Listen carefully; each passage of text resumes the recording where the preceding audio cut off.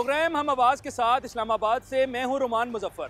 नाजरीन, आज एक इंतहाई अहम मौजू लेकर आपकी खिदमत में हाजिर हुए हैं और उसका ताल्लुक हमारे मुल्क के नौजवानों और प्रोफेशनल से है और वो है ब्रेन ड्रेन।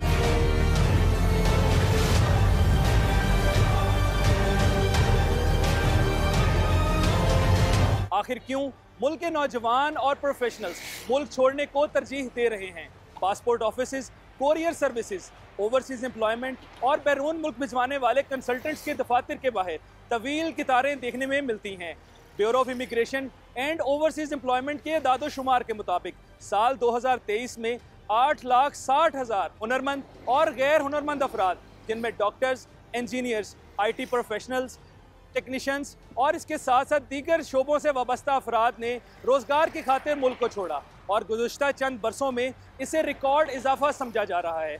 आज के इस प्रोग्राम में हम बात करेंगे उन तमाम अफराद से जो पाकिस्तान छोड़ने का सपना देख रहे हैं। क्यों मुल्क छोड़ के बाहर जाना चाह रहे हैं? इधर सर आमदनी इतनी नहीं है, घर के मसाइल पूरे होते इसलिए जा रहे हैं। सैलरी पैकेज ज़्यादा मिल रहा है, इधर पाकिस्तान से बेहतर है। वीज़ा प्रोसेस करने में कोई मुश्किलात का सामना करना पड़ा या आसानी से सारी चीज़ें? नहीं, फिलहाल अब तक तो कोई मुश्किलात का सामना नहीं करना पड़ा। बस यही अब इधर थोड़ी देर खड़ा हूँ, बाकी और कोई मुश्किलात नहीं करनी पड़ी। किस मुल्क जाना चाह रहे हैं और अभी यहाँ पे आपका क्या प्रोसेस चल रहा है? जी, मैं कतर जाना चाह रहा हूँ डिस्काउंट कंपनी के साथ। पहले भी हम काम कर रहे हैं। अच्छा, कतर जाके क्या आपको लगता है कि इधर से आप ज़्यादा कमा पाएंगे और वहाँ पे आपको रहाइश और दीगर सहूलियात दी जा रही हैं? जी बिल्कुल, हर चीज़ की सहूलियात दी जा रही है। पाकिस्तान से तो काफ़ी बेहतर है माशाल्लाह। आजकल जिसको भी मौका मिल रहा है वो मुल्क छोड़ के बाहर जाना इस वजह से चाह रहा है कि वो अपने घर के हालात को सुधार सके, अपने वालिदैन की ज़रूरत पूरी कर सके, भाइयों की, बहन भाइयों की जितने भी हैं। अब यहाँ पाकिस्तान में मेरे ख्याल से अब तक ये एक चीज़ नोट की गई है कि कोई एक बंदा अगर अपनी ज़िंदगी गुजारना चाहे तो मेरे ख्याल से वो एक बंदा बमुश्किल अपनी ज़िंदगी गुजारेगा, ना कि अपने ख़ानदान को लेके चलेगा। बहुत ज़्यादा टेंशन है घर के माहौल की वजह से। अगर जिनकी शादी हुई है उनकी वजह से भी बहुत ज़्यादा बच्चों का अखराजात हैं, बहुत ज़्यादा इश्यू हैं, बिल हैं कि उनको सोच के बंदा पागल हो जाता है। इतने अखराजात नहीं है जितने भाई बिल आ जाते हैं ऊपर से। तो किस तरह से गुजारा अभी तक हो रहा है? बस ये समझ अल्लाह की सुपुर्द है। अगर वैसे देखा जाए इंसान पे तो वो नहीं। तो अजनबी मुल्क में भाई को भेजने पे दिल आमादा हो गया, फैमिली राजी हो गई है? भाई दिल पे पत्थर रख के ये काम होते हैं। किसी का दिल नहीं करता कि अपने बहन भाई को छोड़ के प्रदेश में जाया जाए और वहाँ पे मेहनत की जाए। अल्लाह ना करे पीछे से कोई हादसा हो जाए, माँ बाप बहन भाई 100 फौत की हो जाती है, उसमें भी वो नहीं आ पाता।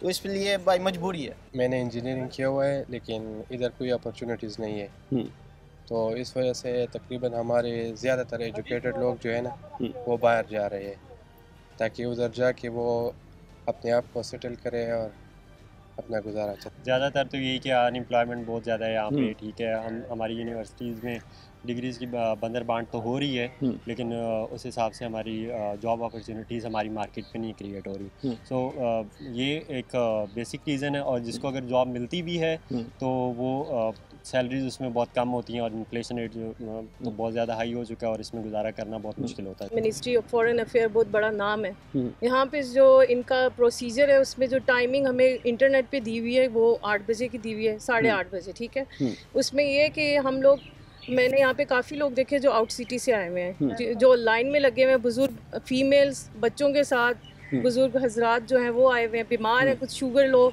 हमारे सामने सारा इशू, इवन इन लोगों ने अंदर अभी थोड़ी देर बाद पंखे बंद कर दिए हैं। हम लोगों को बहुत इशू आया अंदर। सेकंड ये कि अंदर जो हमें टोकन दिया जा रहा है, अपने जो रेफरेंस हैं उनको टोकन पहले दे दिया गया और जो लोग पहले आए हुए हैं वो सबसे लास्ट में जा रहे हैं। आपको लगता है बाहर जाके पाकिस्तान से अच्छा सर्वाइव कर पाएंगे? बिल्कुल करेंगे, बाहर से मतलब होकर आई हूँ, अच्छा सर्वाइव कर सकते हैं। अच्छी सहूलियत दी जाती है वहाँ पे? बिल्कुल। एजुकेशनल जो फैसिलिटीज़ होती हैं वो आपको गवर्नमेंट या अगर प्राइवेट इंस्टीट्यूट में वो आपको पूरी दे रहे हैं या फिर टरकाया जा रहा है? ऐसे एजुकेशन को भी क्या करना जो हमसे आगे जाके बेनिफिट ही नहीं है उसका इधर पाकिस्तान में, तो उसकी वजह से बाहर ही जाना। पाकिस्तान को छोड़ के क्यों बाहर जाना चाह रहे हैं और कौन आपके साथ जाना चाह रहा है? अकेली जा रही हैं, फैमिली जा रही है? नहीं, मेरी फैमिली होती है। असल में मेरे बाबा उधर जॉब करते हैं ना, तो पाकिस्तान में ऐसा कुछ है ही नहीं है। दुबई के मुल्क में ज़्यादा अपॉर्चुनिटीज़ मिलती हैं, इसलिए दिल मान गया कि अपने मुल्क को छोड़ के बाहर जाने पे। अब क्या करें, दिल को मनाना तो पड़ता है। बाहर के मुल्क में अगर हमें अच्छी अपॉर्चुनिटी मिलती है तो जाते हैं, सब जाते हैं। यानी आपको लगता है कि बाहर जाके ज़्यादा अच्छा किया जा सकता है बनिस्बत पाकिस्तान के? बिल्कुल यही बात है। क्या नाम है जी आपका? जी मेरा नाम खालिद हुसैन है, मैं क्वेटा से बिलोंग करता हूँ। खालिद, ये बताओ कि आप यहाँ पे पासपोर्ट बनवाने आए हो या बनवा लिया है? नहीं, मैं पासपोर्ट बनवाने आया हूँ स्कॉलरशिप के लिए। अच्छा, कहाँ जाना चाह रहे हैं? मेरा स्कॉलरशिप हुआ है दोहा यूनिवर्सिटी कतर में, तो आज वहाँ से मुझे मेल रिसीव हुआ है, उस सिलसिले में मैं यहाँ पे पासपोर्ट बनाने आया हूँ। तो अगर स्कॉलरशिप का आपका मामला पूरा हो जाता है खैरियत से, जी तो आप मुल्क में वापस आएंगे या वहीं पे नौकरी करेंगे? मेरी तो यही ख्वाहिश है कि मैं वहाँ से आला तालीम हासिल करके खिदमत अपने मुल्क अपने स्टेट को वापस दे दूँ, अपने इलाके को। स्पेशली मैं जिस इलाके से बिलोंग करता हूँ, तो मेरी कोशिश भी यही है कि वहाँ के जो मसाइल है वो सहल हैं उनके लिए काम कर सकूँ और वहाँ के लोगों के लिए काम कर सकूँ। किस मुल्क में आप जाना चाह रहे हैं और मुल्क को छोड़ने की वजह क्या है? सर मैं कतर जा रहा हूँ रोज़गार की तलाश में। इधर ये है कि इनकम कोई नहीं है, अखराजात बढ़ी जा रहे हैं डे बाई डे। इनकम उतनी है लेकिन एक्सपेंस बहुत ज़्यादा हो रहा है। आपको लगता है कि मुल्क से बाहर जाके अच्छा रोजगार कमा सकते हैं? जी बिल्कुल, यहाँ से तो बेहतर है, एटलीस्ट फैसिलिटीज़ तो हैं वहाँ पे, और यहाँ पे अपने खानदान को पैसे भेजेंगे, अच्छा खर्चा करेंगे। इधर तो हमारे पास कुछ भी नहीं है। मेरे साथ मेरे कज़न आए हुए हैं, तो सुबह के तकरीबन 5 बजे का वो आए हैं, वो गया हुआ है, 2-3 दफ़ा जाके पूछा है, गार्ड भी मिसबिहेव कर रहा है। उस बंदे से भी रिक्वेस्ट की है, मैं यार कम से कम बता दो भाईजान, क्या मेरे सामने ही बंदे गए हैं, आधे पौने घंटे में आ गए हैं। तो मैंने उससे जाके पूछा है, तो कहता है 5-6 घंटे का प्रोसेस होता है, सही तरह बात भी नहीं कर रहे। कभी हम वहाँ बैठ रहे हैं, कभी इधर बैठ रहे हैं, ना कोई बैठने की जगह वगैरह, कोई मतलब सिस्टमेटिक नहीं है। किस मुल्क में जाना चाह रहे हैं आप? भाई कतर जा रहा है। कतर के लिए अप्लाई किया। यहाँ पे पाकिस्तान में कोई रोजगार नहीं मिला या फिर बाहर ज़्यादा परेशान है? वो कहता है सर्वाइवल मुश्किल है यहाँ पे, मामला नहीं ठीक हो रहे।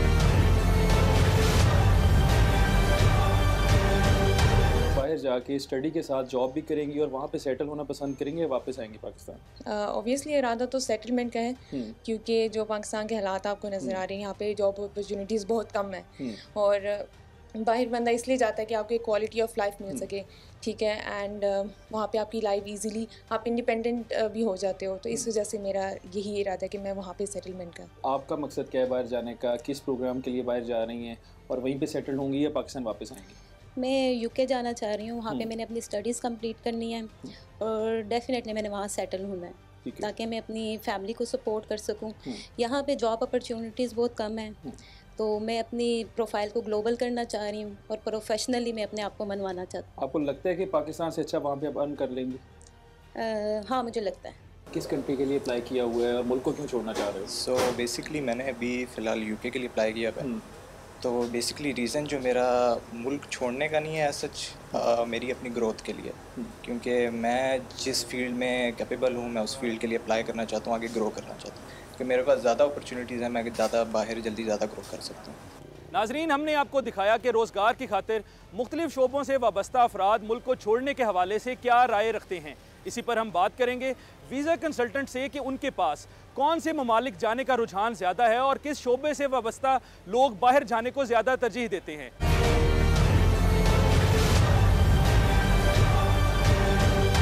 आसिफ साहब, आपका सबसे पहले बहुत शुक्रिया कि आपने हमें वक्त दिया। ये बता दीजिएगा कि सबसे ज़्यादा ट्रेंडिंग में कौन सी कंट्री है, लोग कहाँ जाना ज़्यादा प्रेफर करते हैं? यूके। उसकी रीज़न ये है कि the UK has a long standing reputation for excellence in education, तो इस वजह से स्टूडेंट्स जो है वो ज़्यादा यूके को प्रेफरेंस देते हैं। और उसमें एक और बड़ी इंपॉर्टेंट चीज़ है कि आपको, जैसे कि आपके नॉलेज में है कि दुनिया की पुरानी और बेहतरीन यूनिवर्सिटीज़ लाइक कैम्ब्रिज और ऑक्सफोर्ड यूके में, उनका वीज़ा सिस्टम जो है वो बेसिकली ऐसा है कि उन्होंने PBS सिस्टम एक मुतारफ़ कराया हुआ था, जिसमें पॉइंट बेस सिस्टम था और Tier 4 कैटेगरी, और उस कैटेगरी में ख़ास तौर पे स्टूडेंट्स को ये सहूलत होती थी कि उनको बैंक स्टेटमेंट, जो कि अभी भी है, एक पार्ट ऑफ व्यू से उनको बैंक स्टेटमेंट शो करना है, जो कि लास्ट 28 डेज़ की बैंक स्टेटमेंट है, और साथ में फिर जो है वो उन्होंने कैश लेटर देना है यूनिवर्सिटी से लेकर। तो इस तरह टोटल जो है वो इनको 40 पॉइंट्स मिलते थे, और 40 पॉइंट्स में जो है वो ये ईजीली अपना वीज़ा हासिल कर लेते थे। और दूसरी एक और इम्पॉर्टेंट चीज़ ये है कि स्टूडेंट जो यूके में क्यों इतना ज़्यादा जाना चाह रहा है, उसकी वजह यह है कि उनकी अपॉइंटमेंट्स का इतना इशू नहीं है। VFS ग्लोबल से बड़ी इजीली उनकी अपॉइंटमेंट्स मैनेज हो जाती हैं, और इसके अलावा जो है वो वीज़ा ड्यूरेशन, उनका जो प्रोसेसिंग टाइम है वो भी बड़ा मतलब ईजी है। आप फास्ट ट्रैक वीज़ा अप्लाई कर सकते हैं 7 डेज़ के टाइम में, और नॉर्मली इनका टाइम जो है वो 15 to 20 डेज़ है, इसलिए भी स्टूडेंट जो है वो ईजिली वीज़ा हासिल कर लेते हैं। यूके के अंदर मास्टर्स जो है वो 1 ईयर में कंप्लीट हो जाता है बच्चों का। यहाँ से 16 ईयर्स क्वालिफिकेशन है बच्चे की, स्टूडेंट की। यहाँ से उसने एडमिशन प्रोसेस किया, यूके गया, यूके में 1 साल के अंदर उनकी जो है वो मास्टर डिग्री कंप्लीट हो जाती है, और फिर वो क्वालिफाई करते हैं PSW के लिए।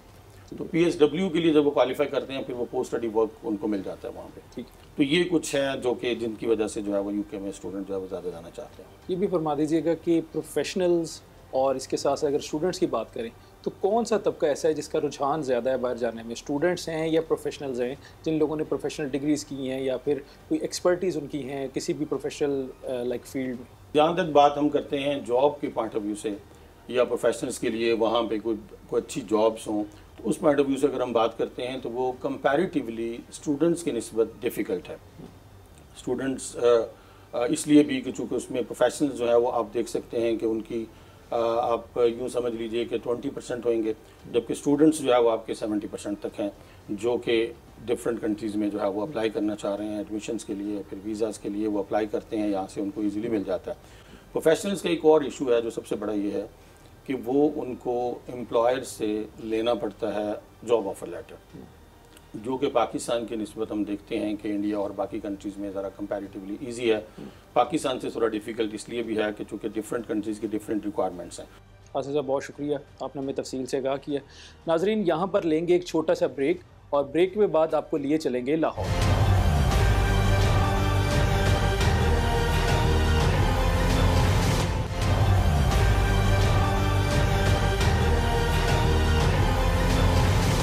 शहरों की तरह लाहौर के तलबा और प्रोफेशनल्स अपने मुस्तकबिल के बारे में क्या सोच रहे हैं? क्या वो पाकिस्तान में रहते हुए बेहतर रोजगार की तलाश में हैं या वो बैरून मुल्क जाने को तरजीह देते हैं? आइए जानते हैं।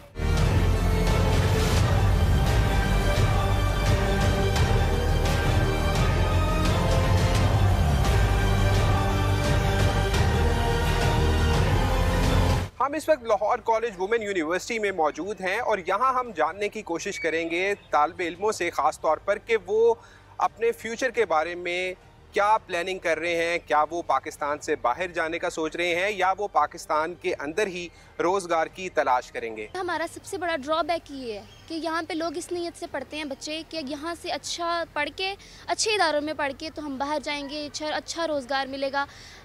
जब ये सोच बदलेगी तभी मुल्क के हालात बदलेंगे। आई नो यहाँ पे अनएम्प्लॉयमेंट बहुत ज़्यादा है, लेकिन आपके अंदर कोई गिल्ड्स कोई स्किल्स भी होती हैं जो आप कर सकते हो। आपको दूसरों को सबसे पहले हमें अपने मुल्क में पहले यही बताना चाहिए कि इक्वालिटी होनी चाहिए। किसी की सिफारिश करके आप उसको एम्प्लॉय करते रहेंगे, उसमें वो स्किल्स ही नहीं होगी तो वो इदारा कहाँ से कैसे काम करेगा। अभी तक हमारे मुल्क के हालात ऐसे हैं कि हर कोई यही चाहता है कि बाहर जाए और जाके अपनी एक लैविश लाइफस्टाइल गुजारे, लेकिन हमारे लिए बेहतर है कि हम अपने मुल्क के लिए कुछ करें, अपने मुल्क के लिए सोचें और यहाँ पर रहकर रिफॉर्म्स करें। कई लोग ये सोच रहे हैं कि हम बाहर जाएं और बाहर जाकर अपना अच्छा रोज़गार ढूंढें, उन लोगों को क्या पैगाम है? जो अफोर्ड कर सकते हैं वो जाएं और लेकिन फिर वो पाकिस्तान के लिए वहाँ से बैठ के कुछ करें। जैसे अब काफ़ी लोग जो हैं वो सोशल मीडिया पे ऐसे वर्क कर रहे हैं कि लोगों को सेंस जिनको नहीं है उनको होश दिला रहे हैं कि आप देखें जो हो रहा है पाकिस्तान में। ठीक है, पाकिस्तान में इतनी अपॉर्चुनिटीज़ नहीं है। इवन MBBS के बाद आपको जॉब्स नहीं मिलती, अगर मिलती भी हैं तो ड्यूटी आवर्स बहुत ज़्यादा होते हैं और पे रिलेटिवली बहुत कम है एज़ कम्पेयर टू UK में। वहाँ पे ड्यूटी आवर्स 8 आवर्स हैं और पे भी लैक्स में है, 7 to 8 लाख है, तो वहाँ पे अपॉर्चुनिटीज़ ज़्यादा हैं। क्या सिक्योरिटी भी होगी वहाँ पे आपकी जॉब की कि आप 3 साल या 4 साल वहाँ पर काम कर सकेंगी? हाँ जी, डॉक्टर्स के लिए है वहाँ पे जॉब सिक्योरिटीज़ हैं। मेरा फ्यूचर ये है कि मैं बाहर जाके बैचलर्स ऑफ फाइन आर्ट्स की स्टडी करूँ। तो वो क्यों करना चाहती हो, आप बाहर क्यों जाना चाहती हो? एक्चुअली यहाँ पर इतना आर्ट्स का स्कोप नहीं है, तो इसलिए मैं बाहर ही स्टडी करूँगी, दैन उधर ही क्या नाम अपना वर्क करूँगी। यहाँ क्वालिटी एजुकेशन नहीं है हमारी कंट्री में, मतलब इतने रिसोर्सेज नहीं हैं और उस तरह के टीचर्स नहीं है, टेक्नोलॉजी नहीं है हमारे पास, वो वाली करिकुलम हमारा इतना पुराना है। तो मेरा तो यही है कि मैं जाऊँ यूरोप और वहाँ जाके वहाँ पढ़ूँ, मैं वहाँ की जॉब लूँ, वहाँ की डिग्री लूँ, वहाँ जॉब अपॉर्चुनिटीज़ हैं, फिर बंदा वहाँ जाके करे जॉब। अच्छा, आप अभी बहुत यंग हो और आपने अभी इस बारे में भी नहीं सोचा कि यूरोप तो बहुत बड़ा है, उसमें बहुत सारे ममालिक हैं, तो क्या आपने कंट्री डिसाइड की है कि मैंने इस कंट्री में जाना है? किसी से बातचीत की है इस बारे में? और क्या आप समझते हो कि वहाँ पे जाके आपको फौरी से जॉब मिल जाएगी और आपको कोई चैलेंजेस नहीं होंगे? देखें, हार्ड वर्क तो होता है, चैलेंजेस हैं, यहाँ पे भी हैं और वो यहाँ से कहीं बेटर है। तो आपने यहाँ पे भी चैलेंजेस फेस करनी है, आपने डिग्री करके निकलना है, आपको जॉब नहीं मिलनी यहाँ। जैसे हमारी पॉलिटिकल इंस्टेबिलिटी है, इकोनॉमिकल हमारा जैसे सिस्टम है, तो फिर बंदा बाहर जाए। और मेरा जहाँ तक फैमिली बैकग्राउंड का है तो वो भी फॉरेन कंट्रीज़ में ही है। पाकिस्तान में अब हम लोग, मेरे सब्जेक्ट है ह्यूमैनिटीज़। पाकिस्तान में समझा जाता है कि ह्यूमैनिटीज़ कोई सब्जेक्ट ही नहीं है। मतलब इस सब्जेक्ट को कोई ये नहीं कहता, बस जो प्री मेडिकल कर रहे हैं लगता है कि बस वही सब्जेक्ट है। मतलब ह्यूमैनिटीज़ को सब ऐसे बोलते हैं कि ये पीछे है, ये नील बच्चे रखते हैं, ये इसकी कोई स्कोप नहीं है। जबकि आउट ऑफ कंट्रीज़ में मैंने इसकी सर्च वगैरह किया, इसकी वहाँ पे बहुत ज़्यादा स्कोप है। और मैंने अपनी फैमिली से भी ये डिसीजन लिया है, उन्होंने भी मेरा इसमें साथ दिया कि वो मुझे आउट ऑफ कंट्री भेजेंगे और मुझे वहाँ पे जाके ह्यूमैनिटीज़ में आगे मैं स्पोर्ट्स में जाऊँ। लाइक मेरा बैडमिंटन खेलने का शौक़ है तो मैं वहाँ जाके अपना प्ले कर सकती हूँ, स्पोर्ट्स में भी आगे जा सकती हूँ। जबकि हमारे पाकिस्तान में ऐसा कोई स्कोप नहीं है। मतलब लोगों को कहते हैं कि ये ह्यूमैनिटीज़ है, नालायक है, तो ये पीछे है, ये इसने प्री मेडिकल नहीं रखा हुआ, लोगों को नीचा दिखाया जाता है। जबकि ऐसा नहीं करना चाहिए। जो ह्यूमैनिटीज़ करते हैं वो भी स्टूडेंट्स होते हैं, जो सिंपल एफ रखते हैं स्टूडेंट्स होते हैं, कुछ पढ़ते हैं, कुछ ना कुछ तो करके दिखाते हैं, बाकी लोगों जैसा नहीं तो कम से कम कुछ तो करते हैं ना। अभी तो प्लान ये है कि पहले मैं यहाँ से एजुकेशन कंप्लीट करूँगी, उसके बाद इंशाल्लाह मे बी मैं एमफिल बाहर से, ताकि ज़्यादा एक्सपीरियंस आए, क्योंकि मेरी फील्ड भी ऐसी है इंटरनेशनल रिलेशंस की। तो I think it is important कि मैं बाकी कल्चर्स को भी जाके एक्सपीरियंस करूँ और देखूँ कि किस तरह से आप डिप्लोमेसी के थ्रू आपस में एक दूसरे से बातचीत कर सकते हैं। उसके अलावा मेरा प्लान है कि मैं CSS के लिए भी अप्लाई करूँ यहाँ पे। हर बंदा बाहर की तरफ भागता है, क्यों भागता है? क्या बाहर आपको बैठे बैठाए सब मिलता है? नहीं मिलता। बाहर सिर्फ आपको अपॉर्चुनिटी मिलती है जो लोग अवेल करते हैं। यहाँ पे आपको यंग जनरेशन को इस तरह से अपॉर्चुनिटी नहीं मिलती है जिसको वो अवेल करना चाहता है। यहाँ के लोग ज़्यादा इंटेलिजेंट हैं, यहाँ के लोग बहुत क्रिएटिव हैं। एवरीवन नोज़ कि पाकिस्तान में कितना टैलेंट पाया जाता है। हमें उस टैलेंट को बाहर लेके आना है। हम लोगों, हमें अपनी आवाम को प्राइज़ करना है। अगर आप इंग्लिश नहीं बोल सकते दैट डजंट मीन कि आप आगे आके कोई काम नहीं कर सकते। हमने बहुत से बैरियर्स बना लिए हुए बहुत सी फील्ड्स में, हमें उनमें बैरियर्स को ख़त्म करना चाहिए। हमें बहुत से लोगों को बहुत से मौके फराहम करने चाहिए।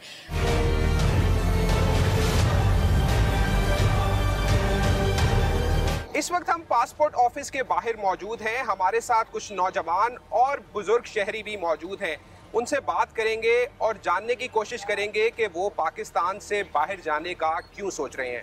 अच्छा, सबसे पहले आप मुझे बताएं कि आपने बाहर के मुल्क के लिए अप्लाई किया है, आपको किस जगह से नौकरी की ऑफ़र हुई है? मुझे सर आई है बहरीन से। मुझे ये बताएं कि आपको वहाँ पर सहूलियात मिलेंगी बहरीन में? आपको ये पता है कि आप वहाँ पर जाके अच्छा रोज़गार कमा लेंगे? जी, ऑलरेडी मेरे 2-3 कदम उधर ही हैं, तो माशाल्लाह बहुत अच्छी उनके समझने के 1 महीने की जो है ना वर्थ है, तो वो अच्छा कमा लेंगे वहाँ पे। उन्होंने सारा कुछ बताया कि बहुत पाकिस्तान से बहुत बेहतर है वहाँ पे जाके ना। क्योंकि पाकिस्तान में ये सीन है कि अगर हम सुबह कुछ कमा के लेके घर जा रहे हैं, रात को बस वही ख़त्म कर रहे हैं, सेफ्टी कोई भी नहीं है आपके। बाहर जाके हमें ये है कि हमारी सेफ्टी हो जाती है, अच्छे पैसे मिल जाते हैं। यहाँ पर अगर 10,000 रुपये भर रहा है ना महीने का, तो वहाँ पे हमारा 50,000 भरेगा महीने का। दुबई जा रहा हूँ, पहले भी 1.5 साल दुबई रह के आया हूँ, लेकिन यहाँ पर काम मिलता है, लेकिन काम की वो सैलरी नहीं मिलती जो मिलनी चाहिए। ठीक है, इसलिए ये मुल्क हम नहीं चाहते कि हम अपना पाकिस्तान छोड़ के जाएं। हमारे पाकिस्तान से बढ़ के कुछ भी नहीं, लेकिन यहाँ के जो हालात हैं, तरीक़ेकार हैं, इन्होंने हमें खुद मुल्क छोड़ने पर जो है ना मजबूर किया हुआ है, जिसकी वजह से हम अपना मुल्क छोड़ के जा रहे हैं। 25 से 30 हज़ार से ज़्यादा सैलरी नहीं मिलती यहाँ पे। वो बेचारे क्या करेंगे? 25-30 हज़ार तो बिजली का बिल आ जाता है। अब इन लोगों ने 1 महीने का टाइम दिया था पासपोर्ट का, अभी वो बोल रहे हैं 6 महीने लगेंगे। तो इस तरह ये क्या करेंगे हम लोग? एजेंट मिले हैं यहाँ पे, वो कहते हैं भाई 10,000 रुपया तो हम आपको 1 हफ्ते में मंगवा के देते हैं आपका पासपोर्ट। ये कानून है। हम सुबह उठते हैं, हमारी वालदा अगर पूछ लेती हैं, हमारी वाइफ पूछ लेती है कि आप किधर जा रहे हैं, हम कहते हैं गवर्नमेंट के लिए कमाने जा रहे हैं, घर के लिए कमाने नहीं जा रहे। जो आ रहा है हम गवर्नमेंट को पे कर रहे हैं, टैक्सेस पे कर रहे हैं, किराया दे रहे हैं। और आपको पता पाकिस्तान में इस टाइम क्या सूरत हाल बनी है, 30 से 25 हज़ार से ऊपर नौकरी नहीं है। तब नज़र ही नहीं आ रहा, फ्यूचर ही नहीं नज़र आ रहा, क्या करना है इधर रह के? कुछ नज़र आ रहा है कि भाई हमारा कुछ मुस्तकबिल बनेगा, इधर कुछ है, कोई चक्कर नहीं है। जहाँ जाते हैं वो कहते हैं जी नहीं जो भी नहीं है, जॉब है तो 25-30 हज़ार रुपये की। यार इतने में नहीं गुजारा हो रहा, हम तो खुद परेशान हो गए हैं कि भाई मेरी 30,000 रुपये सैलरी है, 54,000 रुपये मुझे बिल आया हुआ है, मैं किसको बताऊँ? मैं खुद पैदल आया हूँ, इन्होंने देखे पहले पासपोर्ट ऑफिस उधर था, अब मैं लिफ्टें मांग के इधर पहुँचा हूँ, आपको मैं क्या बताऊँ? बस जा रहे हैं दोबारा फिर वापस। बच्चे हैं अभी, इनको छोड़ के जाना पड़ेगा, फिर मजबूरी है, क्या करें, यहाँ पे कोई हालात नहीं है। पासपोर्ट है, ये देखें, ये अर्जेंट फास्ट ट्रैक पे इतने पैसे ले रहे हैं, लेकिन फिर भी 1-1 माह तक डील करते हैं यहाँ। तलबा और प्रोफेशनल्स की राय जानने के बाद अब हमने रुख किया है ओवरसीज़ कंसल्टेंट के पास। यहाँ हम जानने की कोशिश करेंगे कि नौजवानों का रुझान क्या है, कौन कौन से मुमालिक वो जाना पसंद कर रहे हैं। प्रोफेशनल्स में इस वक्त कनाडा, क्योंकि कनाडा की एक अपनी हाईली डिमांड लिस्ट आई हुई है जिसमें हेल्थ केयर के प्रोफेशंस हैं, doctor, pharmacist, physiotherapist, veterinary doctors, मतलब हेल्थ से रेलेवेंट सारे ही प्रोफेशन ऑन डिमांड हैं। और जो यंग डॉक्टर्स हैं, मतलब किसी ने अपनी ग्रेजुएशन अभी कंप्लीट की है और 1 साल की इंटर्नशिप भी है, तो वो भी कनाडा की डायरेक्ट इमिग्रेशन हासिल कर सकता है। इसके अलावा इंजीनियर्स भी हैं, आईटी प्रोफेशनल्स भी हैं, ट्रांसपोर्टेशन के लोग हैं, MBAs हैं, और एग्रीकल्चर के जो हमारे ग्रेजुएट्स हैं, मास्टर डिग्री होल्डर्स हैं, और ट्रेड कैटेगरी क्या होती है कि जो कंस्ट्रक्शन की फील्ड है, कंस्ट्रक्शन सुपरवाइज़र, प्लम्बर, कारपेंटर, ये लोग भी कनाडा में डिमांड लिस्ट में हैं। अच्छा सर, ये बताएं कि अगर हम पिछले 5 सालों का इस साल से कंपैरिजन करें तो कितना ट्रेंड मुख्तलिफ हुआ है और क्या ट्रेंड रहा है अब आजकल में? मेरा ये ख्याल है कि 80% जो ट्रेंड है वो पिछले 5 इयर्स की निस्बत बढ़ गया है। अब हर बच्चे की ये ख्वाहिश है कि वो फ़ौरन से डिग्री हासिल करें। जिन लोगों की आप कंसल्टेंसी करते हैं, जिनको आप पढ़ाते भी हैं और समझाते हैं कि यार ये जगह जाएं, ये बेहतर है, ये बेहतर है, तो उनको क्या आप चैलेंजेस के बारे में भी आगाह करते हैं और वो उनकी नज़र में चैलेंजेस वो क्या हैं, मुश्किलात क्या क्या हैं? हर उस बच्चे को, हर उस प्रोफेशन को, प्रोफेशनल जो हमारे पास आता है, हम उसको बिल्कुल उसके बारे में गाइड करते हैं। उसकी जिस भी कंट्री में वो जाना चाहता है, अक्सर बच्चे आते हैं कि जी फ़लाँ कंट्री में हमें भेज दें, जो बिल्कुल उनके लिए सूटेबल नहीं होता, या उनकी स्टडी से कंपेयर करें तो वहाँ उनका एडमिशन बेहतर नहीं होता। तो हमारी जो टीम है वो उनको प्रॉपर गाइड करती है। ये ज़रूरी नहीं है कि अगर हमारे पास डे में 250 से 300 लोग आते हैं तो वो सारे ही बाहर फ़ॉरेन एजुकेशन के लिए या फ़ॉरेन इमिग्रेशन के लिए चले जाएँ। तो बड़ी मुश्किल से उनमें से 3 या 4 लोग निकलते हैं जो हमारी रिक्वायरमेंट्स पूरी करते हैं। बेसिकली ये हमारी रिक्वायरमेंट्स नहीं है, ये उन कंट्रीज़ की रिक्वायरमेंट्स हैं जो उन्होंने अपनी ऑफिशियल वेबसाइट पे दी हुई। बहुत शुक्रिया सर। यहाँ पर हम लेंगे एक ब्रेक और ब्रेक के बाद रुख करेंगे शहर कायद कराची का।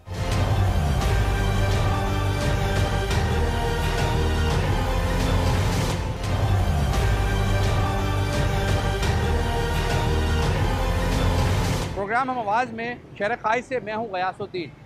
नाज़रीन, हर मुल्क में आबादी की नमू के लिहाज से ख़ास तौर पर रोज़गार और कारोबार के मौक़े पैदा किए जाते हैं। हुकूमत और प्राइवेट सेक्टर दोनों मिलकर इस पर काम करते हैं। पाकिस्तान में कहानी इसके बरक्स दिखाई देती है। ख़ास तौर पर मईशत जो मांद पड़ती जा रही है, उसकी वजह से हुकूमती सेक्टर्स में वो खपत पूरी नहीं हो पा रही। रोज़गार के लिए नौजवान और प्रोफेशनल्स या तो मुल्क की खिदमत में अपना किरदार अदा करने के बारे में सोच रहे हैं या फिर बैरून मुल्क जाकर ज़र मुबादला भेजने की तैयारियां कर रहे हैं। आज की हम आवाज़ में इस हवाले से बातचीत की जाएगी तलबा और तालबात से और प्रोफेशनल से। अजनबी मुल्क में क्या चैलेंजेस का सामना हो सकता है, आज जानेंगे प्रोग्राम हम आवाज़ में।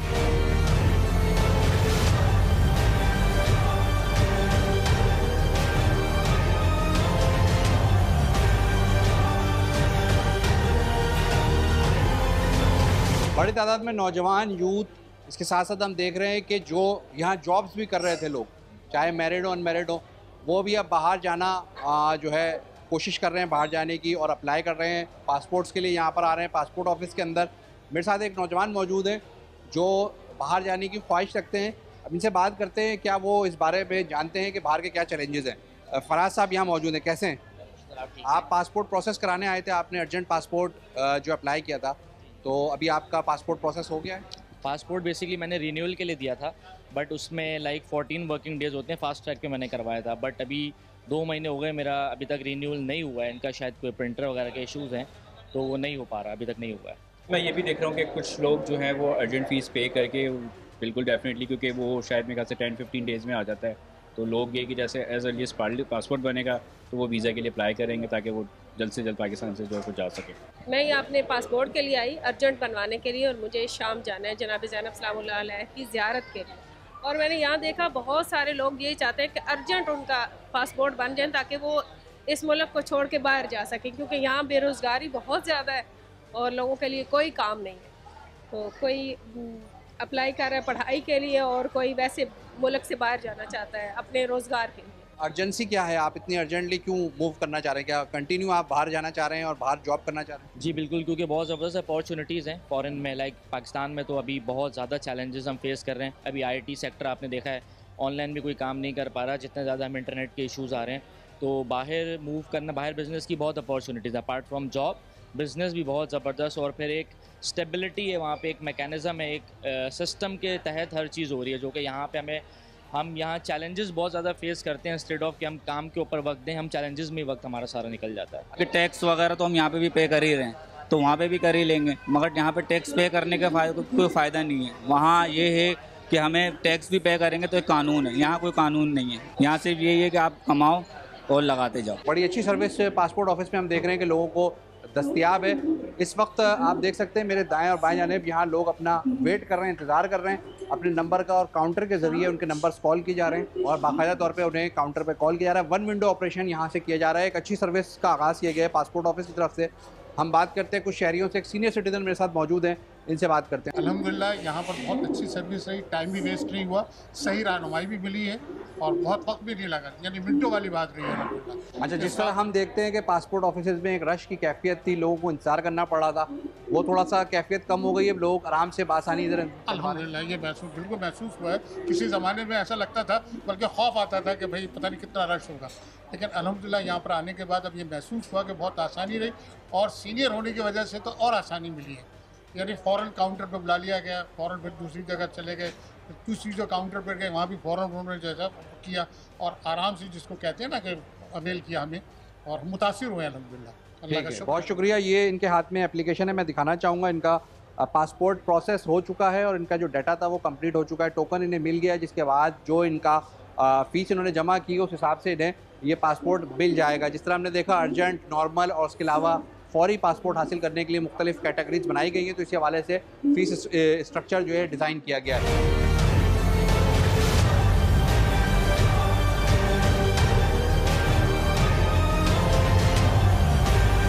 डॉक्टर्स की ओवरऑल पूरी दुनिया में डिमांड बढ़ रही है because of increasing health issues, और जो ना तभी, और जो हमारे थर्ड वर्ल्ड कंट्रीज़ है वहाँ से डॉक्टर्स बुलाने को वो प्रेफर करते हैं because they are paying a amount that is very much high for these people. और उसके अलावा बाकी रिहाइश के मसले हैं, तो बिल्कुल रिहाइश इतनी आसानी से वहाँ पे नहीं मिलती। जैसे हम यूके की बात कर लें या फिर हम यूएस की बात कर लें, तो वहाँ पे $1000 में आपको महीने में पे करना होता है आपको एक अपार्टमेंट में रहने के लिए। एंड सेम गोज़ फॉर खाने के भी इसी तरह से इश्यूज़ होते हैं कि अगर मतलब आपको पूरे से खाने का पूरा सेटअप करना है तो भी आपके बहुत ही ज़्यादा महंगा और मुश्किल पड़ जाता है। और दूसरा कि एक उन कंट्रीज़ में एक हलाल की तरफ में भी, ये भी एक हमारे साथ अगर कोई डॉक्टर्स वहाँ पे जाते हैं तो फिर वहाँ पे ये सोचने में ये सारे मसले वहाँ पे आते हैं। जो ब्रेन ड्रेन हो रही है यहाँ से, तो इसका आपको अंदाज़ा ही नहीं है कि लोग इतने तंग हो चुके हैं कि अपने मुल्क को छोड़ के जा रहे हैं। क्या हमारे लिए ये आसान होगा कि जिस माँ बाप ने हमें पढ़ाया, जिस मुल्क में हमने जन्म लिया, और ये हमारी जन्मभूमि है और ये हमारा मुल्क है और जिसके लिए हम पैदा हुए हैं, और यहाँ हम छोड़ के एक ऐसे मुल्क में चले जाएं जहाँ हमें कोई नहीं जानता, हम चंद टकों की खातिर जाके उन लोगों को सर्विसेज दे रहे हैं? क्या इसका आपको अंदाज़ा है हम कितनी ड्रामा से गुजर रहे हैं? बड़ी ड्रामा से हम गुजर रहे हैं। अनफॉर्चुनेटली हम लोग जब प्रोटेस्ट करते हैं, जब हम अपने हकूक़ मांगते हैं, तो सिंध गवर्नमेंट के या फेडरल गवर्नमेंट के कान तक कोई जूं तक नहीं मतलब वो होती, तो उनको कोई एहसास तक नहीं होता। वो समझते हैं कि पता नहीं ये क्यों कर रहे हैं, और इनको अंदाज़ा ही नहीं है कि हम कितने ड्रामा से सफ़र कर रहे हैं। अब देखिए, मिडिल ईस्ट में जब हमें यहाँ पे 50-60 हज़ार दिया जा रहा है, वो भी अल्टरनेट नाइट में और अनसेफ, जहाँ ना हम हॉस्पिटल में सेफ़ है, ना हम रास्ते में सेफ़ है, ना हम घर में सेफ़ है, ना हमारे पेरेंट्स सेफ़ है। और उसके मुकाबले में आपको मिडिल ईस्ट में 15 से 20 लाख दिया जा रहा है। आपको यूएसए में जो है ना 25 से 30-35 लाख रुपए पर मंथ दिया जा रहा है। तो जाहिर है आप तो छोड़ेंगे, क्योंकि आप कैसे, आपकी जान है, आपको उस सिस्टम में जीना है, आपको अपने बच्चों के लिए जीना है, अपने पेरेंट्स के लिए जीना है, आपको अपने लिए जीना है। तो आपके भी एक्सपेंसेस हैं, आपके अपने एक्सपेंसेस हैं। इतनी इन्फ्लेशन में अब देखें तो ये लोग हम कैसे गुजारा करें? आप यहाँ से निकल के तो देखें, शहर में रोज़मर्रा लोग खुदकशियाँ कर रहे हैं। हम जैसे लोग, हम अपनी फैमिली को सपोर्ट नहीं कर पा रहे हैं, तो पब्लिक का क्या होगा? पाकिस्तान में इतनी सारी मेडिकल यूनिवर्सिटीज़ हैं, हर साल इतने हज़ारों लाखों ग्रेजुएट्स होते हैं, लेकिन मोस्ट ऑफ देम सिर्फ अपनी बेटर लाइफस्टाइल के लिए वो बाहर चले जाते हैं। तो यहाँ पे भी खैर डॉक्टर्स काफ़ी हैं, लेकिन लाइक हेल्थ केयर सिस्टम है ही ऐसा कि वो मतलब टाइम मैनेजमेंट नहीं कर पाते। हम ज़्यादा से ज़्यादा 20 आवर्स तक काम कर सकते हैं, ये भी मैं ज़्यादा बोल रही हूँ खैर, लेकिन चलिए for the sake of our patients हम 20 आवर्स भी कर लेंगे, लेकिन आप 30 आवर्स तो ना एक्सपेक्ट करो ना। हम पेशेंट को बेस्ट हेल्थ केयर कैसे दे सकेंगे अगर हम इतनी ज़्यादा वो कंटिन्यूसली काम करेंगे। बुनियादी बात यह है कि कुछ बुनियादी सहूलियात होती हैं, इंसानों की ज़रूरियात होती हैं। एक ऑब्वियसली आपकी जो है फाइनेंशियल एस्पेक्ट्स है जो कि आपको मैसर नहीं है, अपॉर्चुनिटीज़ वो मैसर नहीं है। सेकेंडली उससे भी ज़्यादा अहम बात यह है कि बहैसियत एक डॉक्टर के, ग्रोइंग डॉक्टर के, आप पेशेंट केयर की जब बात आती है, जब आपको पेशेंट एक्सपोजर की बात आती है, वो यहाँ पे नहीं है। मसलन डॉक्टर्स होते हैं, हाउस ऑफिसर्स होते हैं, दे आर द फ्यूचर, उनसे काम वो लिया जाता है जो नर्सेस का काम होता है। मैं बेहतर अपॉर्चुनिटी के लिए, बेहतर डॉक्टर बनने के लिए, बेहतर इन्वायरमेंट के लिए, बेहतर टेक्नोलॉजी की खातिर और बेहतर रिस्पेक्ट की खातिर मैं जा रहा हूँ यूएस के लिए। स्टेप 2 मेरा एग्ज़ाम है इंशाल्लाह नवंबर दिसंबर में, और अगले साल इंशाल्लाह मैच में बैठने का इरादा है मेरा। एवरी ईयर हम देखते हैं कि पाकिस्तान से बहुत सारे लोग जा रहे होते हैं, सिर्फ डॉक्टर्स की बात नहीं है, हर प्रोफेशन के लोग जा रहे होते हैं। तो मेजर फैक्टर यही है कि यहाँ पे कोई फैसिलिटीज़ नहीं है हमारे लिए। उसके साथ साथ सेकेंडली हमें यहाँ पे रिस्पेक्ट नहीं मिलती है जो एक डॉक्टर को मिलनी चाहिए।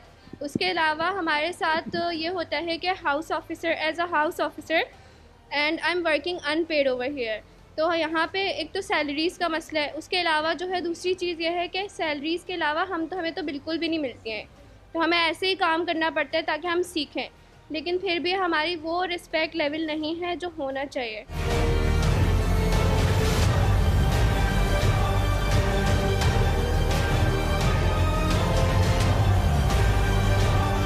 स्टूडेंट्स यहाँ से बाहर जा रहे हैं, उनके बहुत सारे गोल्स होते हैं, बहुत सारे एम्स होते हैं। सबसे पहली चीज़ तो ये है कि जो हमारे पाकिस्तान के जो हालात हैं एजुकेशन के हवाले से, वो काफ़ी प्रॉब्लम क्रिएट करते हैं, राइट। उनके पास अपॉर्चुनिटीज़ नहीं होती, उनके पास सब्जेक्ट सिलेक्शंस बहुत कम होती है। फॉर एग्ज़ाम्पल हमारे पास सिर्फ 3 ही गिने चुने सब्जेक्ट्स हैं। अगर कोई स्टूडेंट इंटरमीडिएट कंप्लीट करता है तो उसके पास या तो इंजीनियरिंग का ऑप्शन होता है, या कंप्यूटर साइंस का ऑप्शन होता है, या फिर आर्ट्स की तरफ जा सकता है। स्टूडेंट्स जो बाहर जा रहे हैं उनके पास बहुत सारे ऑप्शंस होते हैं, वो बहुत ज़्यादा एक्सप्लोर कर सकते हैं। फॉर एग्जांपल अगर हम इंजीनियरिंग से रिलेटेड लें या मेडिकल से रिलेटेड लें, जो कि हम फैसिलिटेट नहीं कर पा रहे हैं, हमारे इंस्टीट्यूशंस फैसिलिटेट नहीं कर पा रहे हैं, तो वो वहाँ बाहर जाके उनको बहुत ज़्यादा अपॉर्चुनिटीज़ मिल जाती हैं, उनको बहुत ज़्यादा एक्सप्लोजर मिल जाता है इस हवाले से कि वो बहुत सारी चीज़ों में इनरोल हो सकते हैं। बाहर जाने का सबसे मेन रीज़न ये है कि that we have like a certain sort of criteria that we have to follow, like intermediate, graduation and masters, ठीक है। तो मेरा जो इंटरेस्ट है that is in crypto trading and all these things.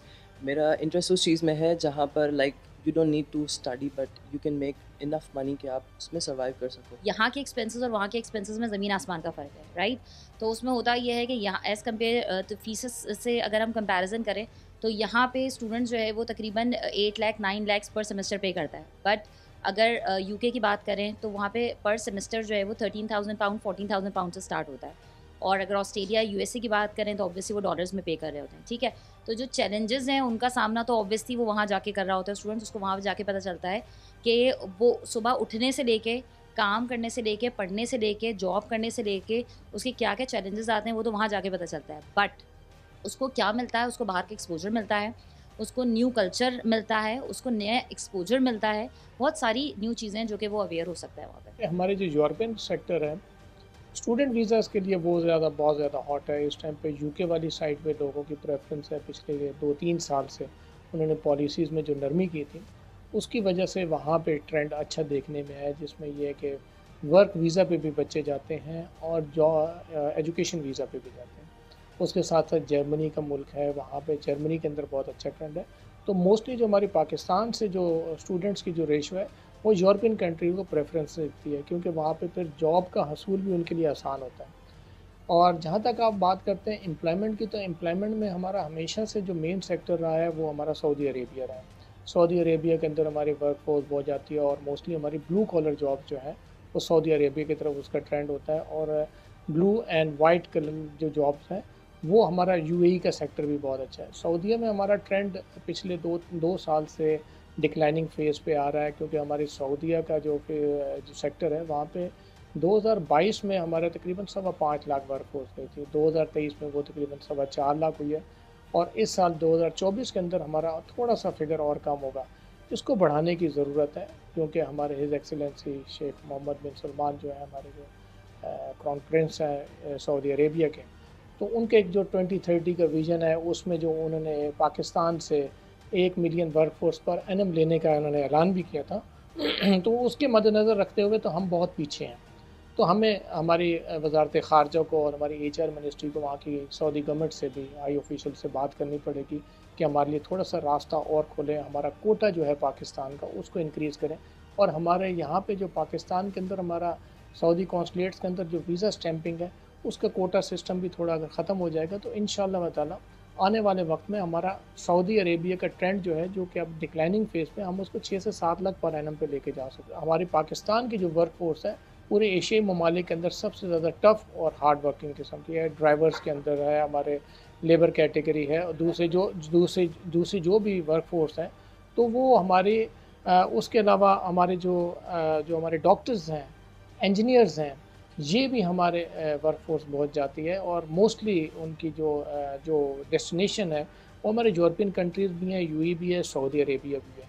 तो हमारे जो डॉक्टर्स इंजीनियर हैं उनकी रेशो तकरीबन 5 से 8 हज़ार पर एनम हमारी ये दोनों रेशो के दरमियान में हमारी वर्क फोर्स जाती है। टीचिंग का सेक्टर है उसको अच्छा करने की ज़रूरत है क्योंकि टीचिंग के सेक्टर की बाहर रिक्वायरमेंट है।